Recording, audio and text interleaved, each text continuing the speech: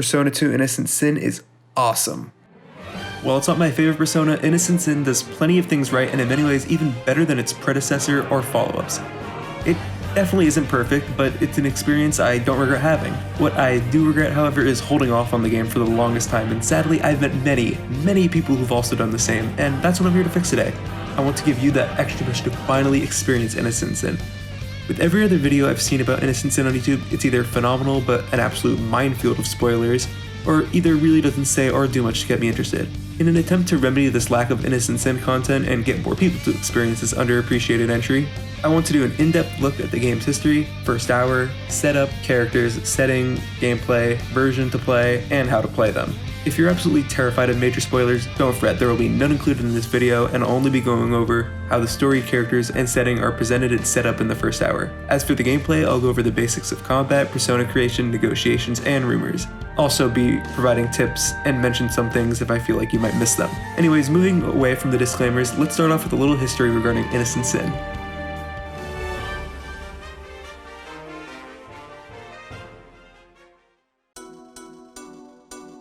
After being released in late 1996 for the PlayStation 1, Megami Iban Roku Persona ended up being the smash hit of Atlus, selling well over 500,000 copies. The game ended up getting positive reception from established Megaten fans, while also gaining the attention of newcomers due to its more character-centric story and exploration of those characters through the usage of Carl Jung's psychological concepts. Hell, even overseas in the US of A, the game was well liked despite being pretty obvious that it was Atlus's first Megaten RPG to be brought over. Still, very well liked back then. And just like those who have played the game, many staff members were very satisfied with the results, having put so much into the game as well as having it pay off financially. Despite doing what they wanted to with Persona with such great success, a sequel just had to be made. With around 3 years of development, Persona 2 Innocent Sin, Sumi, was released in late June of '99 for the PS1, as the first half of the planned Persona 2 duology. Previous staff from Persona 1 such as Koji Okada and Kazuma Kaneko reprised their roles for Persona 2. Koji returned as producer/director, and he himself is a huge contributor towards founding Atlus and creating the much larger Megaten series. Also reprising their role for Innocent Sin was Satomi Tadashi. He's lauded as being a fantastic writer, having left his mark on many of the franchise's most well-regarded stories. And another well-known alumni who returned for Persona 2 is Kazuma Kaneko, the original SMT/Persona artist, recognized for his wide range of artistic skills, styles, designs, and just everything. His art is unlike anything else, and I love it. And finally, music for Persona 2 was done by the returning Kenichi Tsuchiya, who worked with Hidehito Aoki on Persona 1's OST. Lastly, there are Tohiko Tasaki and Masaki Kodakawa. They're both composers who have contributed to Megaten before and after Persona 2, and are still rather active as video game composers. Following up on Persona 1, Innocent Sin also explores finding your true self amongst many masks, but unlike its predecessor, Innocent Sin more directly focuses on how we grow and triumph over our mistakes and issues, resulting in how we determine our true selves. This is a core aspect of both Persona 2 games, which, according to an interview, Kaneko cited his own experiences in high school as inspiring the Persona games he worked on. To be specific, he said that high school really shaped who he is, also using the high school setting as a way to explore more abstract and foreign concepts through a lens many people can relate to. In the end, Innocent Sin managed to sell well over 2,500,000 copies in its lifetime and was understandably praised by critics such as Famitsu for its outstanding writing and distinctive RPG gameplay, giving the game a 33 out of 40. In the West, however, things weren't— Well, not good. That's for sure. Why? Well, we never got the damn game. For the longest time, it was believed that certain aspects, such as the heavily Japanese setting, prevented the game getting released, until it was revealed that it was mainly due to a lack of good resources to localize the game. They had attempted to reverse this decision, but sadly it was futile, and by the time the game's localization was about to start, Eternal Punishment has already been completed. So it was just decided to bring that over here, and if that game did well, Innocent Sin would also be brought over, but judging by the absolutely absurd prices of Eternal Punishment online, I would definitely say that didn't go as intended. Atlus, please reprint your games physically. Anyways, moving away from shitty Atlus decisions, we did end up getting Innocent Sin at some point, nearly a decade later in 2008. The prominent translator Tom ended up making an English patch for the PS1 version of Innocent Sin. However, if you're looking to stay out of the legally gray area, Atlus themselves did end up bringing Innocent Sin to the West in 2011 for the PSP. Other than being portable, the game featured a lot of changes, such as quality of life features, non-canon side quests, reworked menus, a new intro, and reworked difficulty. And even now, after a long and rocky road to come to the West, Innocent Sin has continued to be praised by people inside and out of the community. It's not as popular as the other games in the series, but those who played it claim to stand by it. And so what is it that makes Innocent Sin so special? Well,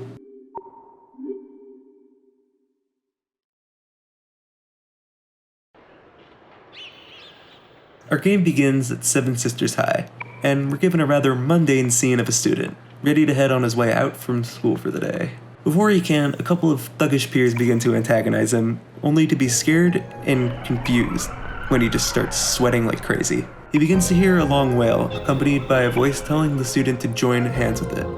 Before things seem to get worse, the principal of the school, Hanya, chews the three of you out. The two thugs, intimidated by Hanya, do an absolute 180 in personality and leave quickly. The first student doesn't really react much to the chagrin of Hanya, who demands to know his name. This student is Tatsuya Suyo, our main protagonist and who we control throughout the game, an 18-year-old high school student born in August of 1981, making him a Leo, and fittingly, his arcana is also the sun. But he's a rather reserved individual, choosing not to say much unless truly necessary, and it seems as if Tatsuya's demeanor as a lone wolf has sparked some rumors about him being a bit of a bad boy, going by what Hanya says at least. As such, this has attracted the attention of the school guidance counselor, Miss Saeko, who's been looking to talk with Tatsuya. After giving us the 410, Hanya gets in the final jab at Tatsuya, and we're off to look for the guidance counselor. We enter Seven Sisters High School, and we're off to look for Saeko. We ask many people, and our search takes us all over the school, going from the first floor to the second, to the faculty office, the many classrooms, the courtyard. Still, we can't find her anywhere. Though it's not just a wild goose chase we're on, we learned some pretty interesting happenings, but little really worth considering. Rumors appear to be abundant in the school, such as a statue moving in the courtyard, a wish-granting being, and the school emblems being cursed. Pretty typical high school horror stories. Only thing that's actually strange relates to Hanya. Despite being a total arse to everyone, he's really well liked by all the people in Seven Sisters High. And not even they know why. Anyways, after hitting a brick wall in our search, we head back to leave, and hey, there she is. Saeko, although relentless, genuinely cares about her students, and proceeds to have a session with Tatsuya. She asks some questions about what we want to do after graduating, and seeing as this scenario currently hits pretty damn close to me, at least at the point of scripting this, I picked the following responses. Despite the indecision, Saeko keeps her supportive attitude, and as she's about to see us off for the day, in comes Lisa, a popular second year at Sevens, a Japanese-born American, and a lover of all things kung fu. Just a generally outgoing and energetic, likable person. She's a Taurus, born May 4th of 82, with her arcana being the Lovers. Most importantly, though, is her fat freaking crush on Tatsuya, making for some really funny and endearing moments. But anyways, she's in a rush to talk with Tatsuya personally, not before ripping off the school emblem on her shirt, because rumors. After that, Lisa hands Tatsuya a letter she got from a Kasugayama High student, revealing that the school's head honcho, Michelle Ikichi, is holding one of their students hostage in the Sumaru City prison. Without a second to waste, Tatsuya heads to the prison, with Lisa leading the way.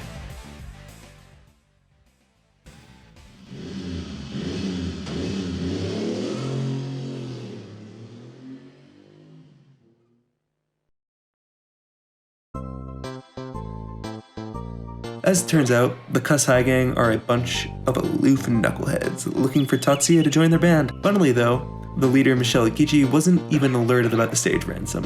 Funnier is that they never even took the student hostage. She just came looking to investigate the rumors about the emblem curse.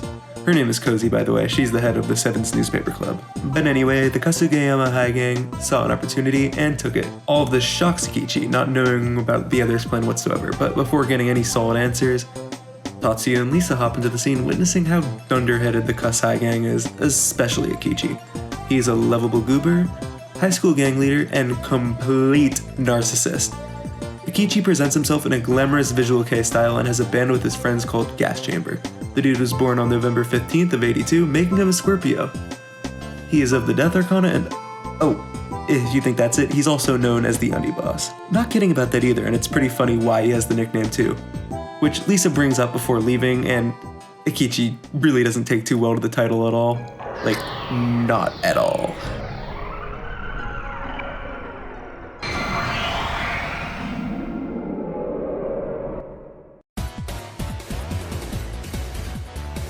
getting so enraged that he summons his Grim Reaper. Alright. And much to his surprise, Tatsuya and Lisa can do the same.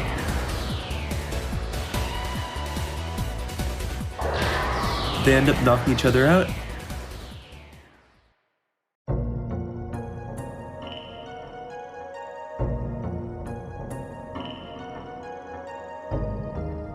And the three end up meeting Philemon, a being who lives between the conscious and unconscious. He's also the dude that fills us in on what the hell is going on. Tells us that those beings we summoned earlier were called personas. The power to call on others within you. Sometimes merciful, sometimes cruel. As well as informing us that the rumors of Sumaru City are becoming reality and shit is about to go down. After that little experience, Akichi, Lisa, and Tatsuya wake up from the dream. Wanting to test out if what that Philemon dude said was true or not, we test out the popular Joker rumor. Do a little ritual kind of thing, and out pops the Joker. He says he'll grant our wishes if we tell him what they are, but in a state of disbelief, the people participating in the ritual freeze and end up getting turned into shadow selves. All but Lisa.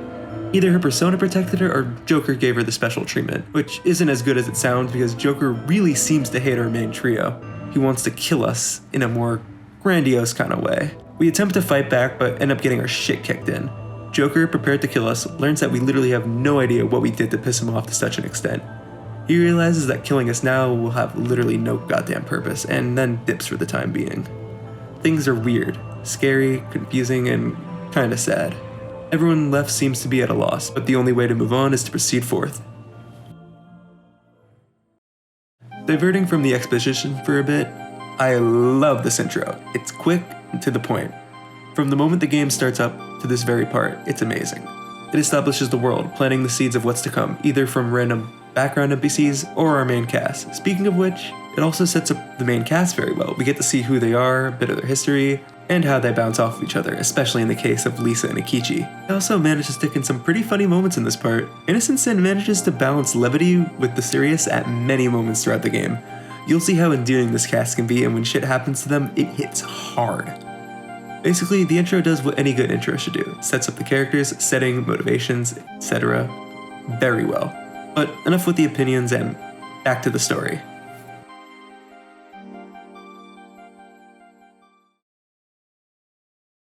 After that spiel, Cozy over here tells us a rumor about the ramen lady selling weapons on the side.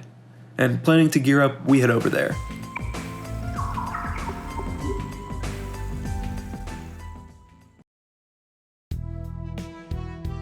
You are a liar! All isn't lost though. We meet the original Powerpuff Girls 2016 self-insert. He tells us to head over to the Kuzunoha Detective Agency nearby. There we meet Tamaki from SMT If, and a man going by the name Todoroki. Good old Todoroki here is willing to help us spread the rumor about the lady at the ramen shop. This detective agency is a very important part of the game, so we'll be returning here in a bit. But anyways, after getting some help from Todoroki, we go back to the ramen shop.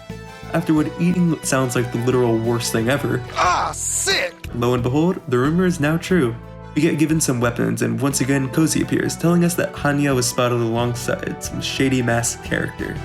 Hoping to get a lead towards the Joker, we head back to Seven's only for Hit to shit the fan.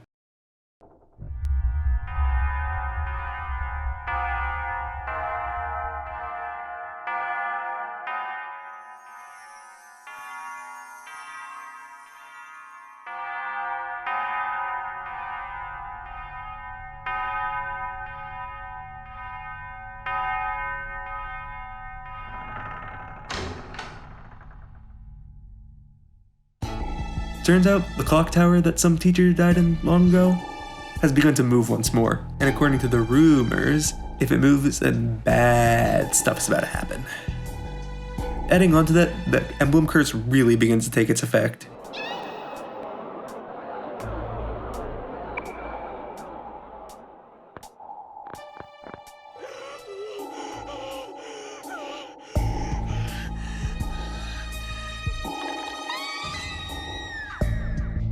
Not a particular good luck.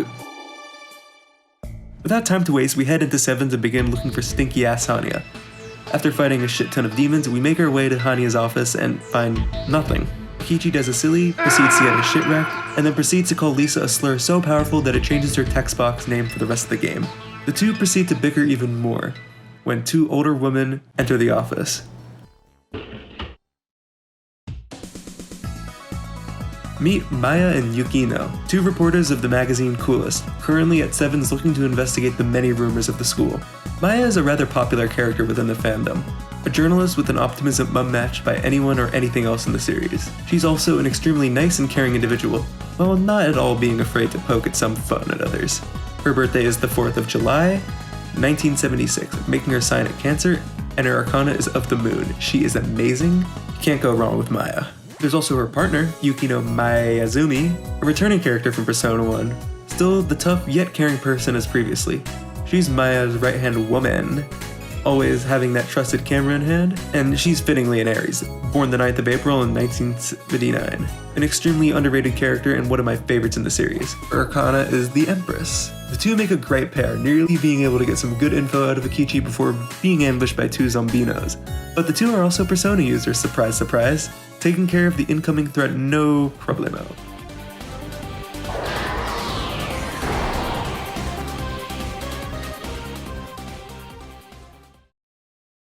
And Maya, showing the extent of her caring, puts the other three at ease. And further showing this, Maya suggests that we go and destroy the school emblems and quell the chaos that's going on. With all that being said, we finally have our main party, and as such, I'd like to go into the gameplay a little more specifically the combat and rumors. So as you've no doubt seen, the concept of rumors and Innocent Sin are a very important part of the package, both in its story and gameplay. Besides impacting the story, it'll also influence certain aspects of the gameplay. For example, it could change the items you are able to get into a shop, open up side quests, or change properties of certain mechanics in the game. As for how you'll find these rumors, the most significant ways are through rumor mongers, who are in most areas of the game. They'll give you some pretty important rumors throughout the course of the game, and their rumors tend to impact shops. You can also find some from the demons. These ones tend to be a little more tricky to get, but their rumors can activate side quests and change the moves certain personas have in the game. They're a bit of a pain to get, but the benefits are worth taking for the most part. Lastly, there are the rumors from the random NPCs. Around certain points in the game, talking to an NPC can reveal a rumor to be spread at the detective agency. Their rumors can be side quests and tend to yield pretty good rewards, so try talking to as many NPCs as you can. Though most of these gameplay rumors would be nothing without the Kuzunoha detective agency. As we saw earlier, Todoroki here is willing to spread any rumor if we're willing to pay for it. His prices are pretty fair and shouldn't be too much of a problem throughout. Spreading rumors is vital in Innocent Sin. While you'll likely be able to get by without interacting with the system much, it can offer up a fun variety, replayability, and world building throughout. Rumors can take a little to get used to, but I recommend taking the time to understand and use the mechanic to the best of your ability. As for the combat of Innocent Sin, it's turn-based, but a very different kind of turn-based. Innocent Sin uses a system where characters' turn orders and moves can be switched around on the fly. You've got the basic attacking moves, which are pretty useless most of the time from my experience outside of Kichi. While the damage they do is rather inconsequential, I'd still recommend getting new weapons for everyone as their stat boosts are damn critical in combat, especially for their personas and their skills. All party members can wield multiple persona of varying arcana, with certain characters working better with specific arcanas than others. Each persona in the game have their own variety of moves, which they learn through ranking up, done by continuously using their abilities in combat. In simpler terms, you use the moves you do have to get rank ups and get better moves, and these moves can range from various magic spells, buffs and debuffs, healing spells, physical skills, amongst other things. There's also a more special type of move that Innocent Sin has to offer, fusion spells. They're moves that do a wide range of unique effects, like better damage and healing, and they're also the best way of ranking up personas. They occur depending on your character's turn order, and moves they have selected at the time. Another aspect to personas in the game is the ability to mutate. Depending on if you end a battle with a fusion spell, there's a chance that the characters who participate in the fusion spell might trigger a mutation. This can result in the persona getting increased stats, rising up 2 damn ranks, this one is my favorite, learning new shit, and a few other things. I'd highly recommend using fusion spells not only for their power, but ranking up personas quickly and activating mutations more often. And, getting the sick moves you can't really use normally. But how do you obtain new persona? Instead of fusing demons like in the other Mega 10 games, you have to negotiate for tarot cards, and depending on if you have enough tarot of a particular arcana, you can summon the persona of your choice inside the Velvet Room. Also, certain arcana are more particular to certain types of moves than others. See, like the Magician is obviously better with magic and gets a lot more magic skills than physical skills.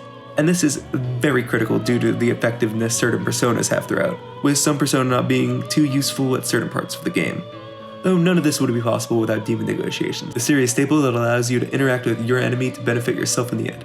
Innocent Sin isn't too different, but it's also pretty distinct. See, each party member has 4 contact options, some of which work better with certain personality types of demons than others. You could also do combination contacts, where up to 3 party members can approach a demon.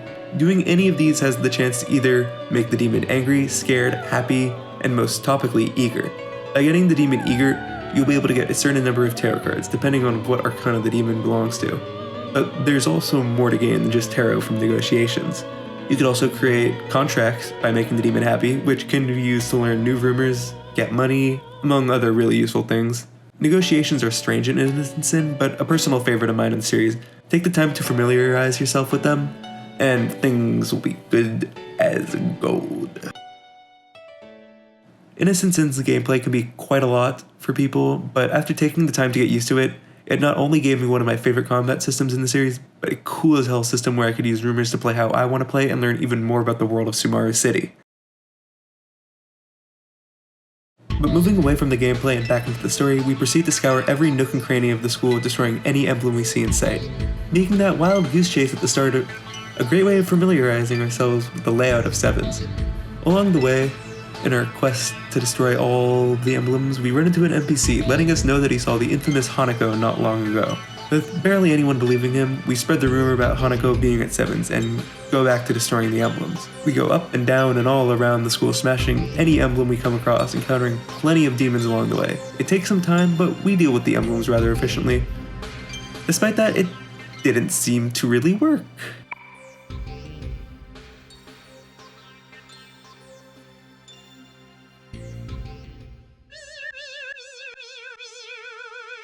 Fuck. Suddenly realizing that the clock is basically just one giant emblem, we plan to take care of that, only for Hanya to exert his iron grip over the school and put an end to everyone trying to stop the curse. But since you don't really give a shit about Hanya, we go to the janitor's office, get the clock tower key, we run into Hanako and kick his butt no problem, getting some kick-ass items from the guy who told us about the rumor in the first place. With the school somewhat taking care of the ghostly apparitions, we head out of Sevens to stock up on some items, just in case we run into Joker again. Look around town and end up getting some healing from the best NPC in the game. But after these diversions, we enter the clock tower to finally stop the emblem curse, but it seems as if Hanya and Joker were in cahoots the whole time. Finally, face to face with this smug son of a shit, we proceed to fight him, doing our best to put an end to the curse, his iron grip, and learn a thing or two about the Joker.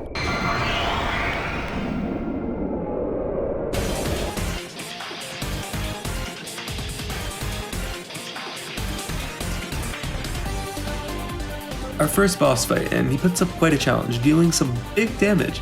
It's a fun fight too, and rather memorable fight for being so early in the game. It takes a decent bit, but it's definitely something we could handle. And do. Cool fight.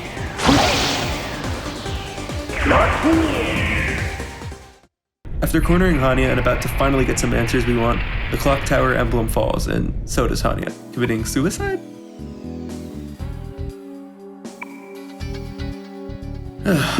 And we're back to square one. Again. But hey, we got rid of the emblem curse, so it's not a total loss. Still, seems our crew can't catch a break when it comes to the Joker. But Maya, after wondering who Joker is and why he's so troubled, recites the poem Their Doppelganger, thinking that Joker and Tatsuya here look really similar. Which, I don't see it. I don't think anyone else does, but whatever. With her infinite optimism, Maya suggests that we follow the rumors, claiming that they'll lead us to Joker. Doing all we've needed to do at Sevens, we head out and into Sumaru City, hoping to learn more about who the hell Joker is, why he's doing what he's doing, and maybe put an end to all of the calamity in Sumaru City, ending the first hour of Innocent Sin. And honestly, I really liked it. As you can tell, I've given a lot of personal reasons as to why I enjoy it, but it also just, I guess, objectively does a lot of things right. most of which I've already mentioned, how it does a fantastic job at building its setting, characters, and conflict. But the first hour of Innocent Sin isn't even the tip of the iceberg, and there's way more to do in seeing Innocent Sin. But which version should you play? As I've gone over, there are two versions of Innocent Sin that exist.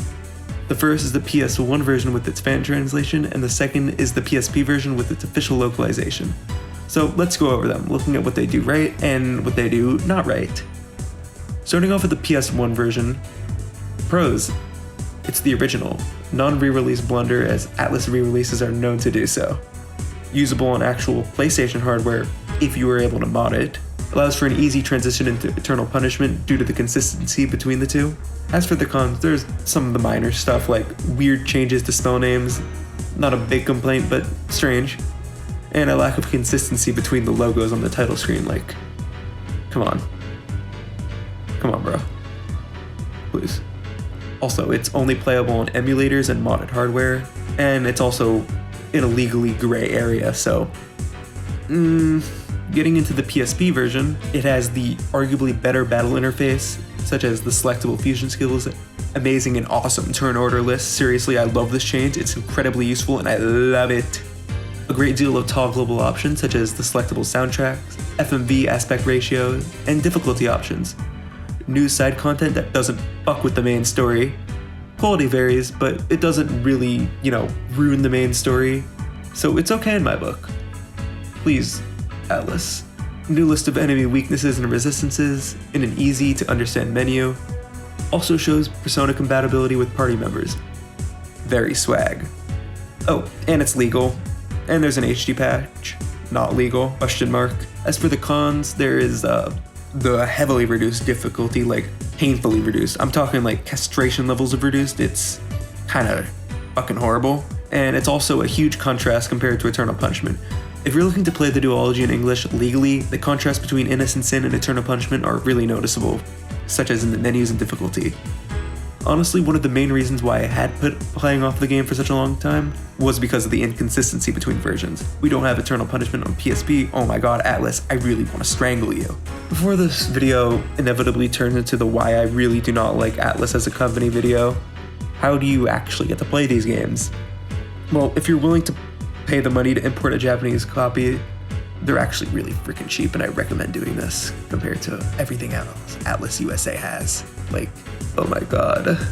You could extract the ROM from the Japanese disc and patch it using the English translation. You can then use the patch ROM either on an emulator you so desire or modded PlayStation hardware. Keep in mind, using an actual disc on modded hardware could fuck with the system. I thankfully caught this before it was too late, but keep in mind, using a disc can fuck with the hardware. As for how to get the PSP version, there are two ways to play it. You could pay above $150 for a physical PSP copy, or buy a Vita and get the game for $20 digitally. Also, if you're willing to, you could dump your copy and use the HD patch, which looks pretty good, and is the footage I've been using for the video. Pick whichever version you want, but I personally choose to go with the PS1 patch for the sake of consistency. Both are phenomenal ways to experience Innocent Sin, so pick whichever version you want. They're both good. As for specific tips and tricks, I've listed down some useful guides you may want to use in your playthrough of Innocent Sin. Whether or not these have spoilers, I will be sure to add. I wouldn't recommend using these unless you really feel like you have to, but I will include them just in case, so shoutouts to these people. Your guides kick butt. As for the general tips and tricks, try to use fusion spells as much as possible. They're great for increasing rank. Also end every battle with a fusion spell to potentially trigger a mutation. Early on into the game, you can get an item from the casino that makes determining fusion spells a lot easier. I say this because it makes using a guide rather irrelevant in my opinion. Despite the seemingly insignificant benefits, I'd recommend trying to eat at every restaurant available in the game. They don't cost much, so they're always better to get than not get them at all.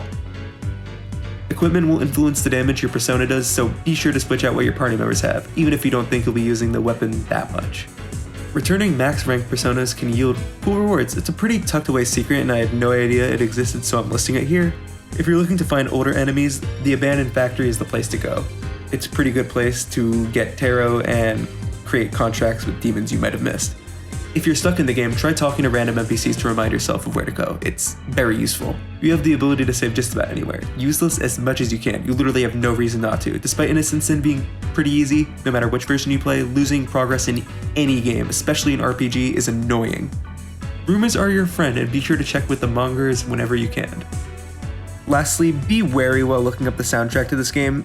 Going through the whole soundtrack can reveal some really, really major spoilers, like endgame level spoilers, so please proceed with caution if you decide to listen to the game's soundtrack before completing it. You've been warned. But anyways, Innocent Sin can be pretty tricky to get into, even nowadays with all the ways to play them, each of which have their own pros and cons. Despite that, it's an amazing game with a story unlike anything else in its own series, or in general, with great characters, a cool setting, awesome gameplay, and an overall fantastic package. There's no real reason to avoid playing Innocent Sin. So if you're thinking about playing Innocent Sin but have been holding it off for the longest time, I seriously hope this video gives you that extra push to finally play the game. Enjoy Innocent Sin and have a great night. This video is a bit of a pain to make, but I had a lot of fun working on it. I hope more people continue to play Innocent Sin now that I made this video. But anyways, huge shout out to my boys Maya's Bread and Bodingo for helping me proofread and giving me feedback on the script, as well as members of the Innocent Sin community like Tom for his English translation, and Marble Gallery 7 for his intro up skills, and Ryugu for his work on the HD texture pack for the PSP version. Also, huge shout out for the people who worked on the guides for this game. Your work is invaluable, and I appreciate you a lot. Big kiss.